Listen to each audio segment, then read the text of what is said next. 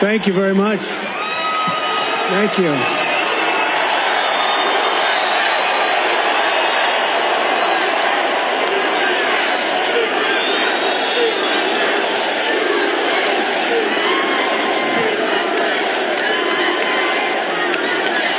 Oh, thank you very much. That's a lot of people for a town hall. Nobody's ever seen a town hall like this. You know, a town hall is supposed to have about 300 people. You have about 8,000 people here. And equally as important, you have about 8,000 people that are not here. They're walking away. But I think we have television outside, right? So they're watching from outside. Would anybody like to change places with them? I thought you were going to say that.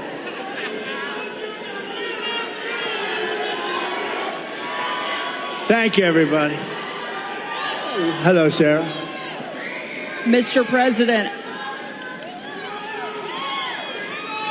nobody's ever seen anything like it. Well, it's been a great experience. It's a dangerous business, however, being president. It's a little bit dangerous. It's, you know, they think race car driving is dangerous. No. They think bull riding, that's pretty scary, right? No. This is a dangerous business, and we have to keep it safe. Mr. President, I don't think there's a person, certainly in this room tonight, and probably anywhere in the country, that doesn't remember exactly where they were on July 13th, that Saturday, when a horrific thing happened, an attack not just on you, but what I see as an attack on our entire country. They have...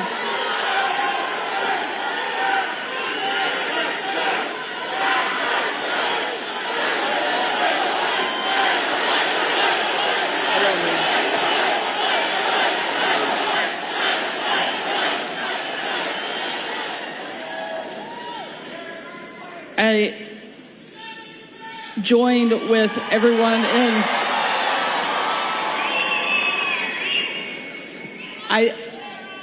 We know that you were tough. We saw it every day on the campaign. We saw it when you were president. But I don't think anybody was prepared for what we saw that day. And now it's happened not once, but twice. You've literally taken a bullet for our country, and yet you keep fighting. You never give up. The reason that you're going to win in November is because America needs a fighter. And we've never needed a fighter more, and we've never had somebody more qualified to step in and lead our country than you. I'd love for you to tell us, why do you want to be president, and why do you continue fighting even after they keep attacking you every single day? So we ran. Thank you, everybody. A lot of love in this room. I love you. You love me. And you love Sarah.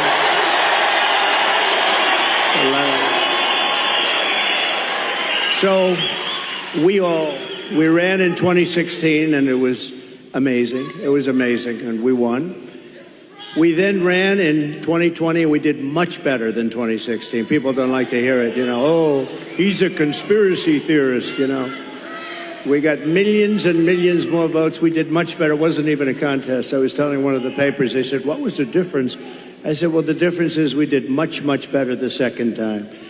But we had a lot of things happen. We know what those things are. So what difference? Because now in like 48 days or whatever it might be, we're going to do something that will be, I don't think it's going to shock the world, actually. I think the world is going to be maybe prepared already. In Europe, they want it to happen.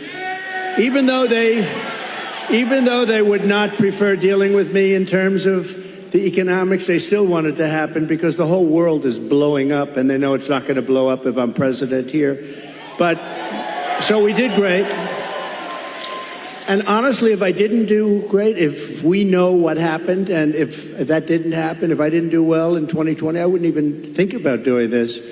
But we did phenomenally well, and bad things happened, and we're not going to let it happen again. And now, I'll tell you, So 2016, a lot of spirit. 2020, we had unbelievable spirit. And then we got let down because what happened should never be allowed to happen in this country again. But I have never seen the spirit like I've seen right now for this race. Never, ever.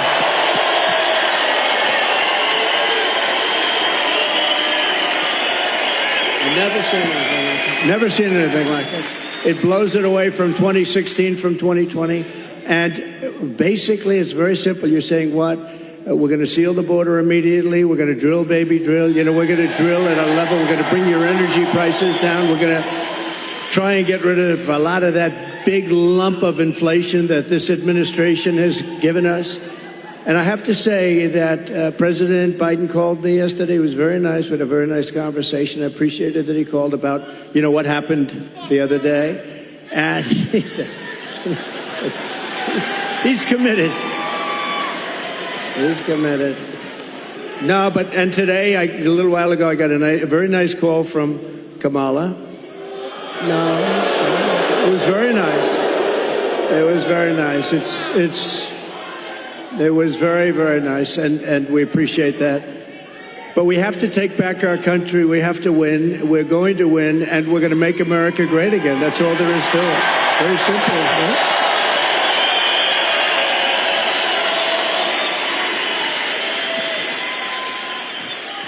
I think it's safe to say that this crowd will all be voting for you.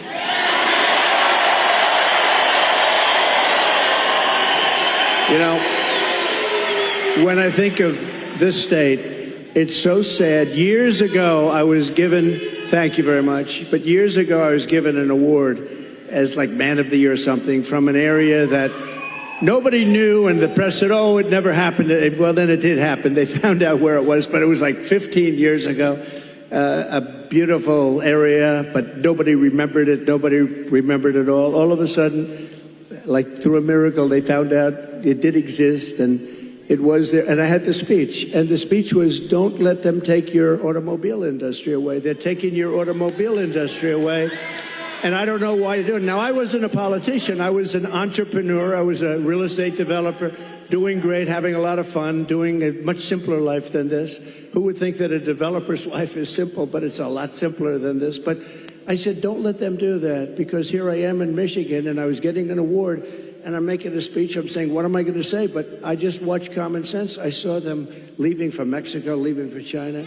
Do you know that right now, and they weren't building them with me, they weren't building anything in Mexico having to do with cars with me, because I said, if you build it, we're going to put a 200%, you're not going to sell one car into this country. But right now, they're building some of the largest auto plants anywhere in the world ever built. I have a friend that does that for a living, very good at it. He's the best, I think. And he's actually a contributor, a supporter, but he builds the plants. And I say, you know, I'd like to go see a plant, a really great auto plant. You know, it's amazing technology, amazing what they do, really incredible, the amount of automobiles they can produce and the size of these things. I'd like to see a real modern plant. And he's the one that does them. And I said, so where would we go? I was hoping he'd say Detroit or someplace up here. But anywhere in this country, I'll take anywhere in this country, right? So will you, my greatest guy right over here. Stand up, will you, please? He's such a great guy. Oh, hi, everybody. We're going to bring him back. We're going to bring him back. We're not just going to keep, you know, you're losing your jobs, the whole thing, but just, so they're building. So I said, where would I go? And let's go take a look at a beauty. He said, well, we'll have to go to Mexico. I said, wait a minute, I'm not interested. No, I want to know here. He said, here we don't build top of the line. We build smaller plants. We build, there's just not that kind of a thing. And I said, isn't it sad? He feels that too. You know, he's a United States guy. But he said, if you want to see the big ones, you're going to have to go to Mexico.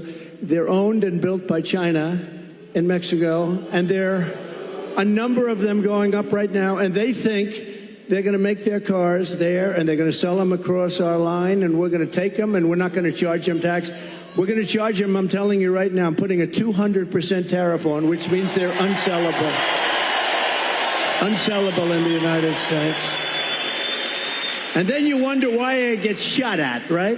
You know, only consequential presidents get shot at. When I say something like that, you have countries saying, this guy, but what can you do? You have to do what you have to do, right?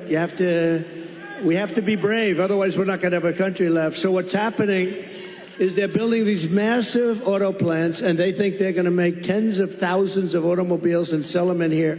No tax, no nothing. It's not going to happen. When you put on tariffs, tariffs are the greatest thing ever invented. You know, I took in $467 billion from China. Nobody else took in anything, and China's economy is not even doing that well. And Biden, you know, they have not been able, and Kamala, they have not been able to take those tariffs off because there's so much money. And frankly, if they did take them off, this country would be flooded with Chinese cars. You don't have the Chinese cars. We put a pretty good tariff on.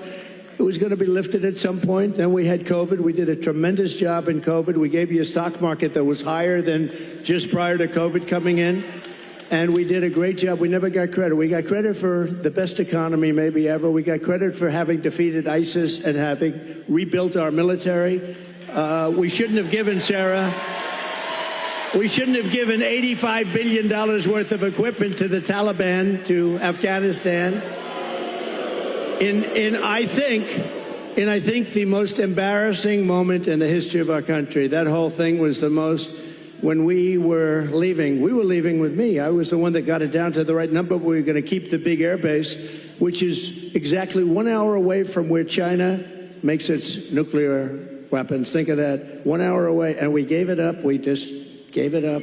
One of the biggest, one of the most, we spent billions and billions of dollars many years ago. The runways can hold more weight than any runway ever built. Think of that. They're, I think, 19,000 feet long, which is, 3 times what a normal runway would be. It's called Bagram. And we were going to keep that because of China, not because of Afghanistan, 1 hour away from where they make their nuclear weapons. So that was a good one. We left, and the way we got out was so embarrassing. And because of that, first of all, 13 dead soldiers. I've gotten to know their families. They're incredible families, but they'll never be the same. Many badly injured, Nobody ever talks about the soldiers that are badly injured. They talk about 13 dead, and we always have to say that, number one, and great families. But nobody ever mentions the fact that some of the soldiers were hurt so badly, the arms, the legs, the face, like obliteration. We left American citizens behind, and they're not too happy, I can imagine. But if they're living. And we also gave them $85 billion worth of the best military equipment, all beautiful, brand new, between the goggles and the planes and the armor-plated cars. We gave them armor-plated trucks and cars and vehicles and so much. And they're one of the largest sellers now today of military equipment in the world. They're selling this stuff. 777,000 rifles and guns. Think of that. How do you have that anyway? Who would put that? We have 71,000 trucks and cars, and again, many of them armor-plated. So what happened is when Russia looked at that, they said, we're going to invade. We're going to go into Ukraine. If that didn't happen, I don't think, and I guarantee you, if the election were a straight election, we won that election, we should have won that election, everybody knew we won the election, they would have never attacked. Putin never would have attacked, but the oil prices got driven up at $100 a barrel. He made money. He's the only guy who fought a war, and you make money fighting a war, but it got driven up because of their bad energy policies. But when he saw that, and you wouldn't have had, think of this, you wouldn't have had, how different would the world be? You wouldn't have had Ukraine being attacked by Russia. You wouldn't have had October 7th in Israel, where that horrible situation took place because Iran was essentially broke. They had very little money, and we would have made a great deal with them. All we want is we don't want them to have a nuclear weapon. Very simple. That's all we want. We don't want you to have a nuclear weapon. We would have made a good deal with Iran. They would have been happy. And I think they're going to end up being very unhappy, but it's very dangerous. They're very close to a nuclear weapon. And the other thing, you wouldn't have had inflation. You wouldn't have had inflation because inflation was driven up by their bad energy policy. And you remember your gasoline started going up to $5 and $6 a gallon. And then what happened is they said, oh, we're going to get killed. We have an election. We're going to get killed. And they went back to my policy. So they went back to the same. What they don't, and they say, we produce the same amount as Trump. Well, they went right back to my policy, or you would have had $25 a gallon gasoline. So they went back. What they don't say is, though, I would have been producing 4 times as much. And I took us from third into first place by a lot. But we have more liquid gold under our feet than any other country in the world, including Saudi Arabia, including Russia. And we would have been so dominant in energy. We would have, we didn't need any energy from anybody. We didn't have to protect any other countries in order to get their oil, which we've done for many years in the Middle East. We were energy independent. Sounds so beautiful to say it. We're energy independent. We were soon going to be energy dominant, and we would have been now having so much money coming out of the energy. We just have the best. We have Bagram in Alaska. They say it might be as big, might be bigger than all of Saudi Arabia. I got it approved. Ronald Reagan couldn't do it. Nobody could do it. I got it done. In their first week, they terminated it. Check that one out. Bagram. Check that one out. Think about this. Between Bagram, you go to Anwar, you take a look at the kind of things that we've given up. We should have that air base. We should have that oil. We would have had a whole different country. But to give up Anwar, to give up the biggest air base, military air base in the world, and they left it in the dark of night with the lights on, and they did leave the dogs behind. There are a lot of people, they say, what about the dogs? They left the dogs behind. But we would have been a much different country right now. But we're going to get it back, and I promise you we're going to get it back with guys like this and people like that. And, Sarah, just one thing, because this is the world's longest answer to an otherwise simple question, but the difference is I give an answer that's productive as opposed to an answer that is not very productive, right? Like in the debate. But just to end this, we are going for Michigan, because we want to be a little bit Michigan-centric. You used to be the capital of the world in cars. Today, you're an afterthought in cars. And I don't know the head of your union. I've never met the gentleman, Sean. I've never met him. But what he's done to your union and what he's done by agreeing to allow this country to say we're going all electric, which at some point they're going to end up taking back that mandate, because that mandate is insane. They want to go all electric basically by 2030. And for him, think of this, for him to do that, just real fast, you're right now at 25% of where you used to be, and heading south, because the electric cars are all going to be made in China and Mexico, but they're all going to be made basically in China. We are going to bring so many auto plants into our country. You're going to be as big or bigger than you were 50 years ago, because they won't be able, if they're not willing to build a plant, we don't want their product. And that's enough. That's all I wanted.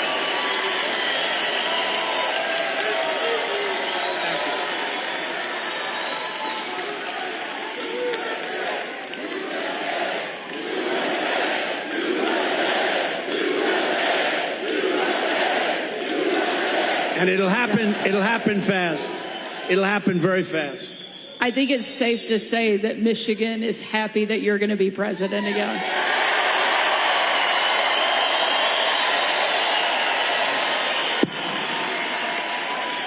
And Mr. President, we don't mind that you give long answers, because you actually have something to say, because you actually got something done when you were president. You know, it's a very interesting, because she said, I don't think I've ever said this before. So we do these rallies. They're massive rallies. Everybody stays till the end, by the way. You know, when she said that, well, your rallies, people leave. Honestly, nobody does. And if I saw them leaving, I'd say, and ladies and gentlemen, make America great again, and I'd get the hell out, okay? Because I don't want people leaving. But I do have to say, so I give these long, sometimes very complex sentences and paragraphs, but they all come together. I do it a lot. I do it with Raising Cane, that story. I do it with the story on the catapults on the aircraft carriers. I do it with a lot of different stories. When I mention Dr. Hannibal Lecter, I'm using that as an example of people that are coming in from Silence of the Lambs. I use it. They say, it's terrible. So they say, so I'll give this long, complex area. For instance, that I talked about a lot of different territory. The bottom line is, I said the most important thing. We're going to bring more plants into your state and this country to make automobiles. We're going to be bigger than before.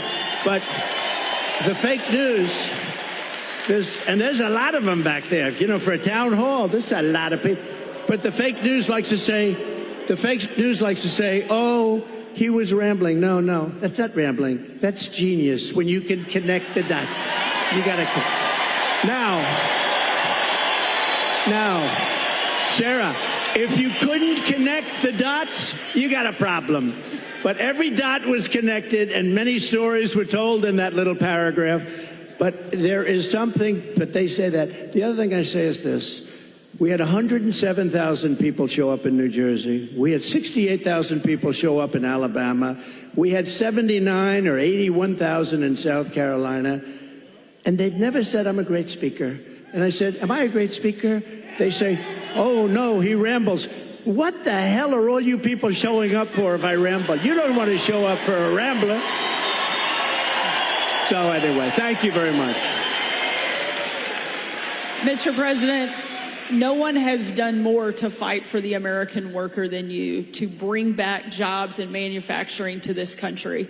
Tonight, there's obviously a lot of people that really care about the auto industry here. And tonight we have a question from one of the auto workers, Isaiah, here in the audience that would like to ask a question. Good. Sure. Where's Isaiah?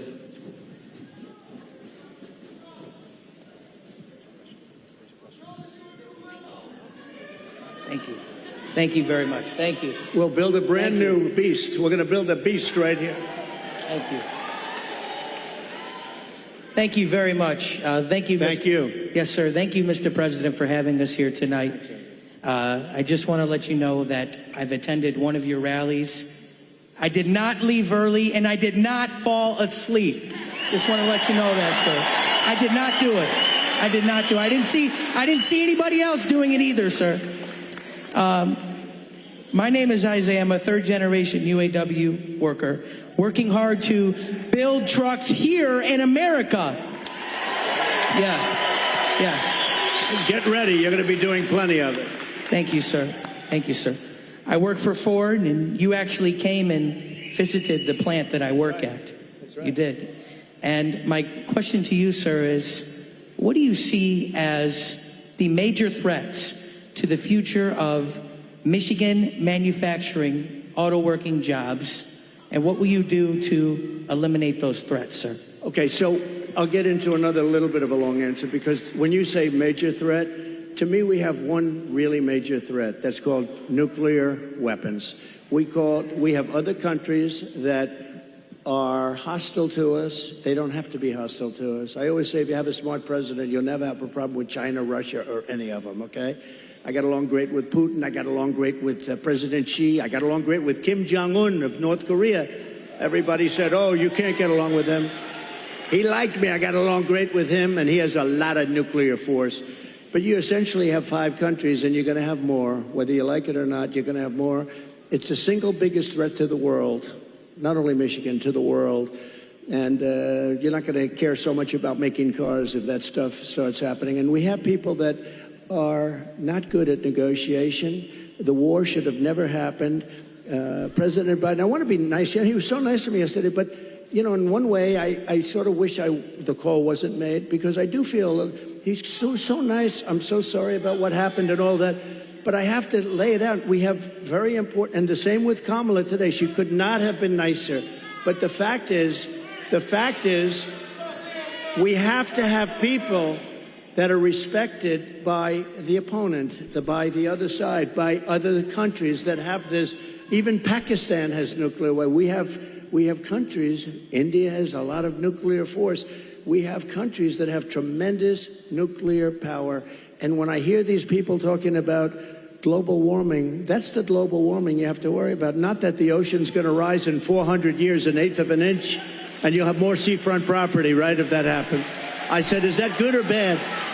I said, isn't that a good thing? If I have a little property on the ocean, I have a little bit more property. I have a little bit more ocean. But the fact is that it's a tremendous problem, and we are closer to World War III today than we've ever been. And the difference is, and I say this a lot, this isn't army tanks going back and forth and shooting at each other. This is obliteration. The power of these weapons, and I'm the one that revived it, and I hated to do it, but, you know, we had stuff that was 48 years old. They didn't even know if it worked. We have incredible stuff. So does Russia. China has much less, but they're going to catch up over 4 or 5 years. It's the single biggest threat by far to civilization. And nobody talks about it. They talk about global warming. Used to be, remember? Used to be global warming. You know, they changed the name. You know why? Because the planet's getting cooler now. So now what they call it is climate change, because that covers everything. See, climate change, if it gets hot, cooled, you know, these people, I don't know if they're for real, but if they're not, they're covered by the words climate change. If it gets cooler, that's good. If it gets hotter, that's good. Global warming wasn't working so well. But the single biggest threat, okay, now let's assume we have a really smart president, and that's not going to be a threat because we have a lot of power. Doing business with China is a good thing, but you have to have a fair deal. Doing business with Russia, they have so much in terms of minerals and things. The size of their land mass is like 4 times bigger than the United States. The minerals and things they have, we can do great business, and you keep everybody happy. You can solve that problem. But let's talk about the local problem. The local problem is that you have countries stealing your business. Mexico is a very big one. Mexico, this year, we have a deficit with Mexico of $250 billion. Think of this. With Mexico, little Mexico, you think of it as a little innocent place. We're losing our ass to Mexico. China, you don't even have to talk about. We have over $1 trillion this year. I was charging them numbers that were unbelievable, and now he's just totally given up the ghost. And we're going to lose $1 trillion in deficits to China. $1 trillion. That's not sustainable. We're going to turn it all around, and we're going to do it through taxation and tariffs.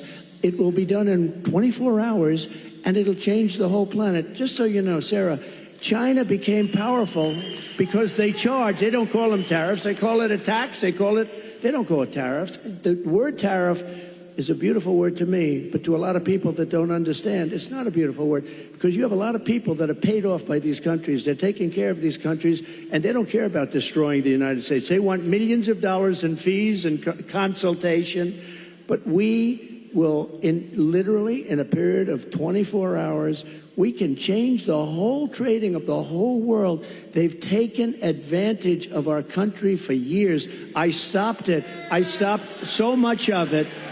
And then we had a focus on COVID, which a lot of people said was put in there for a reason.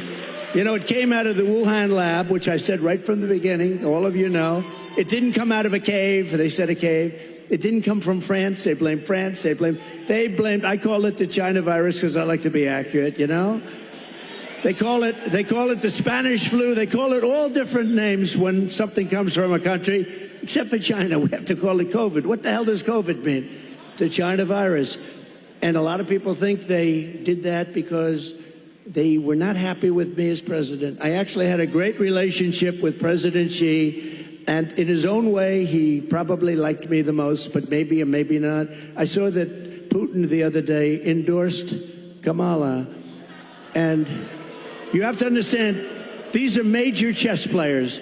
So when he endorses Kamala, he may say, well, I did that because I love you and it's better to be doing it. So who knows? But he endorsed Kamala, which is a little unusual. I was watching, I said, that's interesting. I think that's a good thing, isn't it? It really is. But look, we have to turn it around, and we can. We're going to have a reciprocal trade tax. We're going to have so if China charges 152%, which they do in a car, if we sell a car made here into China, which you don't do because the tax is too high, they say to all your companies and to others, and to Elon Musk, who gave us, he is a great guy. He gave me the strongest endorsement. And he's a really wonderful guy. But they say to him, we don't want your car unless you build your plant in China. And there's nothing wrong with saying that. That's smart people say that. We haven't said it for many years. I said it. We have a lot of plants going up with Apple and other things. I said, you got to build plants. You don't build plants here, we're going to put the tariffs on your products coming in from China. So we can do it quickly, but we're going to have what's called the Reciprocal Trade Act. Now, I dealt with a senator, a very good senator, actually, but he knows nothing about trade. I said, here's what I want to do, Senator. I want to take the reciprocal trade. If they charge us 100%, we charge them 100%. He said, you mean they charge us, we charge them? You got me. How simple could it be? It was sort of cool because he doesn't care. He's a senator, doesn't care about trade, but, you know. So we're going to call it the Trump Reciprocal Trade Act, or I'll leave the name Trump off as long as we do it. So when India, which is a very big abuser, he happens to be coming to meet me next week, and Modi, he's fantastic. I mean, fantastic man. A lot of these leaders are fantastic. You have to understand one thing. They're 100%. These people are the sharpest people. They're not a little bit backward. They are at the top. You know the expression, they're at the top of their game, and they use it against us. But India is very tough. Brazil's very tough. There are certain countries, I can tell you every one. I can give you from top to bottom. China's the toughest of all, but we were taking care of China with the tariffs. So we're going to do a